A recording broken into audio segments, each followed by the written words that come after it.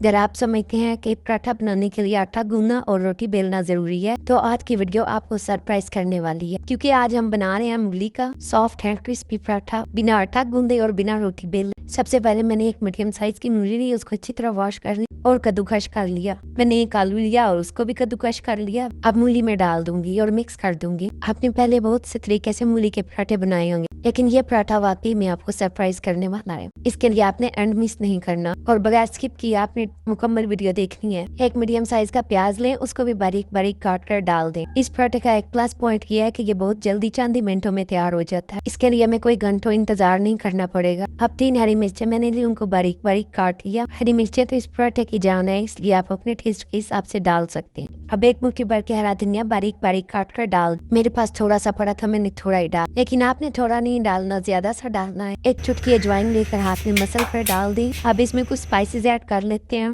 1 खाने का चम्मच नमक डाल दें। आगे चल के मैं इसमें एक सीक्रेट चीज ऐड करूंगी। इससे पहले आपने कहीं नहीं देखा होगा कि वो चीज भी पराठे में डाली जा सकती है। अब 1 टीस्पून हल्दी इसमें ऐड करेंगे। 1 चम्मच हम इसमें लाल मिर्च पिसी हुई डालेंगे, साथ ही सूखा धनिया पिसा हुआ और गरम मसाला भी ऐड कर देंगे। अब इसमें हम डालेंगे आटा 2 कप। ये आटा वही आटा है जिससे हम घर में आम रूटीन में रोटी बनाते हैं। अब बारी है इस सीक्रेट चीज की, जिसकी वजह से हमारा पराठा दूसरे पराठों से डिफरेंट और क्रिस्पी भी होगा। ये है बेसन, जो हमने 2 चम्मच छान कर इसमें डालना है। बेसन की वजह से आप इस पराठे की फाइनल लुक देख कर हैरान रह जाएंगे। इससे लुक भी अच्छी आएगी और खाने में तो ये वैसे भी लाजवाब बनेगा इंशाल्लाह। हमारे घर में मूली का पराठा हमेशा इसी तरीके से बनाया जाता है। रवायती तरीके से हम बहुत कम पराठा बनाते हैं मूली का, और ये पराठा सबको बहुत पसंद भी आता है। आप भी एक बार मेरे बताए हुए तरीके से पराठा बनाए। आप मुझे दुआएं देंगे कि कितनी आसान और मजेदार रेसिपी है। अब इन सब चीजों को अच्छी तरह मिक्स कर लें और पानी डालकर इसका गाढ़ा सा पेस्ट तैयार कर लें। पानी आपने एकदम से सारा नहीं डालना, बल्कि आहिस्ता आहिस्ता थोड़ा थोड़ा करके डालते जाना है और मिक्स करते रहना है साथ साथ। तकरीबन इसमें 1.5 कप पानी मैंने डाला है। आप देख सकते हो कि ये बैटर हमारा तैयार हो गया है।